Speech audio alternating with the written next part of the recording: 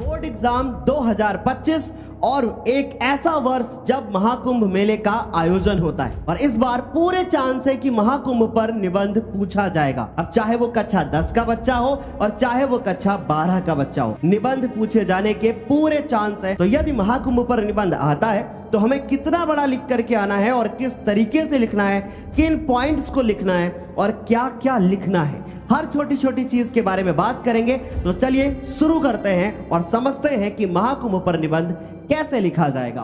तो सबसे पहले आपके पेपर में हेडिंग आएगी महाकुंभ मेला या फिर महाकुंभ। डैश करके कुछ और हेडिंग बड़ी हो सकती है, लेकिन कुछ भी आए आपको लिखना यही है। तो सबसे पहले जब भी निबंध लिखेंगे ना तो उसकी रूपरेखा लिखेंगे। अब रूपरेखा में ये वाले पॉइंट्स डाल सकते हैं। पहला जो पॉइंट होगा कि भैया आप लिखेंगे क्या, भूमिका, राइट। उसके बाद कि भैया महाकुंभ मेले का ऐतिहासिक और पौराणिक महत्व क्या है, यानी कि भैया इसका क्या महत्व है इसके बारे में बताएंगे, क्यों मनाया जाता है ये और इसका क्या इंपॉर्टेंस है, राइट। फिर उसके बाद बात करेंगे कि महाकुंभ मेले के आयोजन का रूल क्या होता है, अर्थात आयोजन के नियम क्या होते हैं। फिर उसके बाद बात करेंगे कि महाकुंभ मेले की विशेषताएं क्या होती हैं, क्या इसकी विशेषताएं हैं और ये क्यों मनाया जाता है और इसमें क्या क्या होता है, सारी चीजों के बारे में बात करेंगे। और फिर उसके बाद महाकुंभ मेले का आर्थिक और सामाजिक प्रभाव क्या पड़ता है। और फिर उसके बाद महाकुंभ मेले में चुनौतियां और समाधान, यानी जो चुनौतियां आएंगी, जो कठिनाइयां आएंगी, फिर उनका समाधान कैसे होगा। जैसे आप सभी को पता है कि इस बार महाकुंभ मेले में क्या हुआ, राइट। फिर उसके बाद बात करेंगे लास्ट में कि भैया निष्कर्ष लिखना है। यानी ये 7 हेडिंग है, अपने अकॉर्डिंग आप इसमें कम लिख करके आना चलेगा, लेकिन मैं डिस्कस पूरा करूंगा ताकि एक एक बात कवर हो जाए, क्योंकि तैयार इतना करते हैं तो लिख करके फिर इतना आते हैं, राइट। तो चलिए शुरू करते हैं। सबसे पहले बात करते हैं भूमिका की, राइट। तो देखो जरा ध्यान से कि एक एक वर्ड, एक एक चीज का मतलब बताऊंगा। महाकुंभ मेला जो होता है वो भारत की सबसे विशाल धार्मिक और आध्यात्मिक परंपराओं में से एक है। ये जो मेला होता है वो हिंदू धर्म का क्या है, सबसे बड़ा आयोजन माना जाता है। अब मन में सवाल होगा सर कितना बड़ा लिखें, तो इसके लिए मैंने स्पेशल एक वीडियो बनाया है, आप सभी को चैनल के ऊपर मिल जाएगा। लेकिन फिर भी कोशिश करें कि 3 से 4 पेज में लिखें। हमारे पेज ज्यादा हो सकते हैं, लेकिन आप जब कॉपी पे लिखोगे तो 3-4 पेज ही होगा, राइट। अच्छा, तो सबसे पहले बताएं कि महाकुंभ जो मेला होता है भारत की सबसे विशाल धार्मिक और आध्यात्मिक परंपराओं में से एक है। ये जो मेला होता है ये हिंदू धर्म का सबसे बड़ा आयोजन माना जाता है, जिसमें करोड़ों श्रद्धालु, इस बार आप सभी को पता है कि लगभग 40 करोड़ श्रद्धालु इस महाकुंभ के मेले में भाग लेंगे। अर्थात आप समझ सकते हैं कि उस पावन धरती पर अपने कदम रखेंगे और साधु संत, तपस्वी और भक्तगण इसमें शामिल होते हैं, है ना। कोई भी व्यक्ति इस मेले में जा सकता है। और कुंभ मेले की विशेषता केवल धार्मिक अनुष्ठानों तक सीमित नहीं है, ये केवल धार्मिक अनुष्ठान के लिए सीमित नहीं है, बल्कि यह भारतीय संस्कृति, इतिहास और समाज का एक प्रतिबिंब प्रस्तुत करता है, अर्थात ये एक इमेज प्रस्तुत करता है, राइट। अब ये लाइन आपको अच्छी लगे तो लिख सकते हो, नहीं तो छोड़ सकते हो। फिर उसके बाद अब ये मत छोड़ना, दूसरी हेडिंग कि महाकुंभ मेले का आखिर महत्व क्या है, यानी इसका क्या ऐतिहासिक महत्व है, राइट। तो सबसे पहले देखो कि महाकुंभ मेले की उत्पत्ति की कहानी हिंदू धर्म ग्रंथों से वर्णित समुद्र मंथन से जुड़ी हुई है। यानी ये लाइन तो लिखना ही है कि भैया ये महाकुंभ मेला क्यों मनाया जाता है। तो इसका सबसे बड़ा जो कह सकते हैं कि इसकी उत्पत्ति कहां से हुई, तो समुद्र मंथन से। अब समुद्र मंथन से इसका क्या रिलेशन है। मान्यता है कि जब देवताओं, प्लीज ध्यान से देखना, यह माना जाता है कि जब देवताओं, महाकुंभ मेले की उत्पत्ति की कहानी जब देवताओं और असुरों ने मिलकर के समुद्र मंथन किया था, यानी जब देवता और असुर मिलकर के समुद्र मंथन कर रहे थे, तब अमृत का कलश, जिसे कुंभ कहा गया, राइट, कि अमृत का कलश प्राप्त हुआ और अमृत को लेकर के देवताओं और असुरों के बीच में झगड़ा हो गया, अर्थात कहे संघर्ष हो गया, जिसके दौरान अमृत की कुछ बूंदें 4 पवित्र स्थानों पर गिर गई। अब देखो इसका महाकुंभ में ये आए या ना आए वो अलग बात है, पर कुछ आपको धर्म से जुड़ी हुई चीजें पता चलेंगी, राइट। तो हमने क्या बताया कि जिसके दौरान अमृत की कुछ बूंदें 4 स्थानों पे गिर गई, यानी देवता और असुर लड़ रहे थे, इनकी बूंदें गिर गई कहीं पर। कहां गिरी, पहली बूंद प्रयागराज, या कहें कि 4 बूंदें गिरी, पहली दूसरी क्या ही कहे, प्रयागराज, हरिद्वार, उज्जैन और उसके बाद बात करें नासिक, इन स्थानों पर गिर गई। यही कारण है कि इन 4 स्थानों पर महाकुंभ का आयोजन किया जाता है। यानी महाकुंभ का आयोजन प्रयागराज, हरिद्वार, उज्जैन और नासिक पर किया जाता है, इन स्थानों पर किया जाता है। राइट, आगे चलते हैं। अगली जो आपकी हेडिंग होगी उसी में आप और ऐड कर सकते हो कि इतिहास में भी कुंभ मेले का उल्लेख मिलता है। यानी हिस्ट्री में भी आपको ये चीजें पढ़ने को मिलेंगी। कैसे? चीनी यात्री थे जिनका नाम था हुएनसांग, इन्होंने अपने वृत्तांतों में कुंभ मेले का वर्णन कर रखा है और जिससे यह प्रमाणित होता है कि यह मेला प्राचीन काल से आयोजित होता आ रहा है।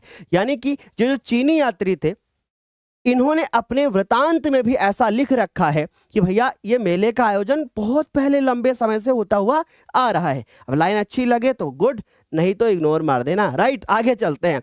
अब अगला जो होगा हेडिंग हमारा वो होगा महाकुंभ मेले के आयोजन का नियम क्या होता है। सबसे पहले देखो, महाकुंभ मेला ज्योतिषीय गणनाओं के आधार पर आयोजित किया जाता है ना, और यह जब बृहस्पति, सूर्य और चंद्रमा की सूर्य और चंद्रमा की स्थिति विशेष रूप से अनुकूल होती है तब मेले का आयोजन किया जाता है। यानी कि सूर्य, बृहस्पति और चंद्रमा इनकी कोई स्थिति होती होगी, ठीक है, और उसके वो जब अनुकूल होती है तभी महाकुंभ मेले का आयोजन किया जाता है। उसके बाद आगे देखो जरा क्या कह रहे हैं। महाकुंभ का आयोजन 4 स्थानों पर होता है। पहला प्रयागराज, है ना। अब प्रयागराज में कहां पर? गंगा, यमुना और सरस्वती के संगम पर कहते हैं कि आयोजित होता है। राइट, जहां पे तीनों नदियां मिलती हैं। और उसके बाद हरिद्वार, हरिद्वार गंगा नदी के पावन तट पर, वहां पे गंगा नदी है। फिर उसके बाद अगर हम लोग बात करें उज्जैन तो ये क्षिप्रा नदी के किनारे होता है, और नासिक की बात करें तो ये गोदावरी नदी के तट पर होता है। अब ये चीजें भी आप लिख करके आओगे तो बहुत बेहतरीन हो जाएगा। आगे बात करते हैं कि इसके अलावा अर्ध कुंभ मेला जो लगता है वो 6 वर्षों में लगता है। ये वाली पॉइंट भी डाल सकते हो कि जो अर्ध कुंभ मेला होता है वो 6 वर्षों में लगता है, जबकि कुंभ का आयोजन जो होता है वो 12 वर्षों में किया जाता है, और महाकुंभ का आयोजन 144 वर्षों में किया जाता है, जो कि इस बार महाकुंभ मनाया जा रहा है। अब 144 वर्ष बाद आएगा। राइट, आगे चलेंगे। अब बात करते हैं महाकुंभ मेले की प्रमुख विशेषताएं क्या होती हैं। तो सबसे पहला, अमृत स्नान का नाम शाही स्नान था, लेकिन इस बार इसका नाम बदल करके अमृत स्नान रखा गया। और मैं आपको बताऊं कि उत्तर प्रदेश का एक अस्थायी जिला भी बनाया गया, लेकिन बहुत ज्यादा डीप में हो जाएगा, इसलिए आप उसको ना ही लिखे तो ज्यादा बेहतर है, या पता है तो लिख सकते हो। राइट, तो महाकुंभ मेले का सबसे बड़ा आकर्षण अमृत स्नान होता है। क्या होता है बेटा? अमृत स्नान होता है। इस अमृत स्नान का नाम पहले जो था वो शाही स्नान था। इस पॉइंट को भी आप डाल सकते हो यहां पर। राइट, अच्छा आगे बात करते हैं जिसमें क्या होता है विभिन्न अखाड़ों। अब मन में सवाल आया कि सर अखाड़े क्या होते हैं? अखाड़े होते हैं संतों के समूह और साधु संत एक विशेष क्रम में संपन्न करते हैं। यानी कि ये जो शाही स्नान होता है, कहे कि अमृत स्नान होता है, ये अखाड़ों यानी संतों के समूहों के साधु संत एक विशेष कार्यक्रम में इसको संपन्न करते हैं। क्या मान्यता है?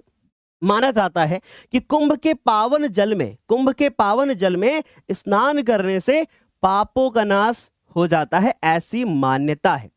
राइट, ऐसा माना जाता है और मोक्ष की प्राप्ति होती है। ये मैं नहीं कह रहा हूं, ऐसा माना जाता है। ठीक है, आगे देखिए क्या कह रहे हैं। फिर कह रहे अखाड़ों की पेशवाई। अखाड़ों का मतलब यही साधु संत के समूह को, इनकी पेशवाई होती है। देखो जरा ध्यान से, कुंभ मेले में विभिन्न संप्रदाय अखाड़ों के संतगण एक भव्य शोभा यात्रा के साथ स्नान के लिए निकलते हैं। यानी कि आप समझ सकते हो, कोई हाथी में चढ़ के जा रहा है, कोई घोड़े पे चढ़ के जा रहा है, और इस तरीके से क्या होता है शोभा यात्रा निकलता है। और ये जो शोभा यात्राएं निकलती हैं इनको कहा जाता है इसको कहा जाता है अखाड़ों की पेशवाई। राइट, तो कुंभ मेले में विभिन्न संप्रदायों और अखाड़ों के संतगण एक भव्य शोभा यात्रा के साथ स्नान के लिए निकलते हैं, जो नागा साधुओं और उदासीन अखाड़ों और वैष्णव संप्रदायों के संतों की पेशवाई दर्शनीय होती है। यानी लोग देखने के लिए भीड़ वहां इकट्ठा हो जाती है, बहुत भव्य नजारा होता है। राइट, नागा साधु यानी आप समझ सकते हो कि ये निवस्त्र होते हैं। राइट, आगे देखो, अब हमारे पास है धार्मिक प्रवचन और सत्संग। महाकुंभ मेले में देश विदेश से आए आध्यात्मिक गुरु, देश विदेश यानी विदेश से भी लोग आते हैं। और गुरु होते हैं आध्यात्मिक गुरु, संत अपने प्रवचनों के द्वारा धर्म, कर्म और मोक्ष की व्याख्या करते हैं। यानी आप समझ सकते हैं कि प्रवचन भी होते हैं, सत्संग भी होते हैं, लोग सुनने के लिए जाते हैं, देश विदेश से लोग आते हैं, बड़ी बड़ी कंपनियों के मालिक आते हैं जो कि इस जगह पर अपने कदम रखना चाहते हैं और इन संतों की बातों को सुनना चाहते हैं और मोक्ष की प्राप्ति करना चाहते हैं। और उसके बाद आगे देखो, इसी दौरान वेद, उपनिषद, गीता और पुराणों का गहन अध्ययन और व्याख्या की जाती है। यानी इसमें ये जो प्रवचन होते हैं, इसमें वेद, उपनिषद, गीता और पुराण, इनके बारे में अध्ययन किया जाता है, प्रवचन दिए जाते हैं। आगे बात करेंगे। अब अगला जो पॉइंट है वो है साधु संतों और योगियों का महासंगम। ये पॉइंट नोट करके आना बोर्ड एग्जाम में। महाकुंभ में विभिन्न संप्रदायों के साधु संत होते हैं, योगी होते हैं, तपस्वी होते हैं, वो लोग वहां इकट्ठा होते हैं, राइट। और साथ ही साथ नग्न तपस्वी नागा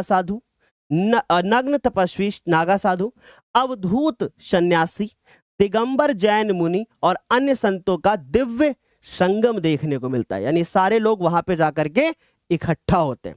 अब देखिए थोड़ा बड़ा है, लेकिन बहुत सारी चीजें आप भूल भी तो जाओगे ना बोर्ड एग्जाम में, तो इसलिए ज्यादा तैयार करके जाएंगे तो कम से कम 4 पेज का इकट्ठा हो जाएगा मटेरियल। इसके बाद बात करते हैं सांस्कृतिक कार्यक्रम और प्रदर्शनी।